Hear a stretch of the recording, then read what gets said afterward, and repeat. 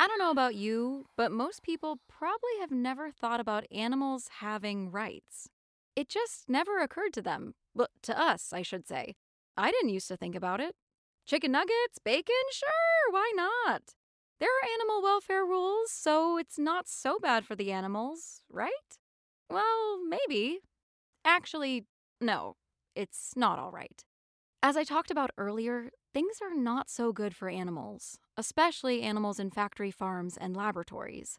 Animal welfare laws do help, but they don't go far enough. Hi, I'm Carly, and welcome back to the Animal Rights Tour. Some people think we should give rights to animals, and some people think we should not. Let's start with why not, which is where most people are at the moment.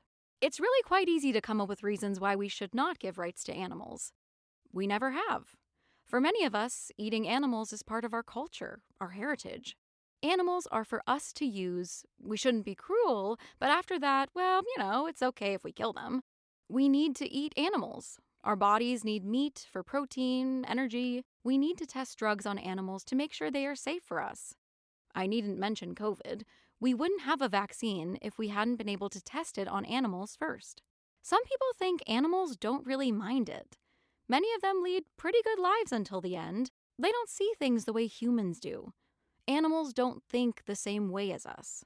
Or, simply, this is liberalism gone wild, a woke fantasy. The whole idea is ridiculous. Rights are for people, not animals. We are not the same. Now, some of these are good arguments. Not all of them are right. And you'd be in good company if you went with most of them. But some people don't agree. And we'll talk about the argument for animal rights law next time on the Animal Rights Tour.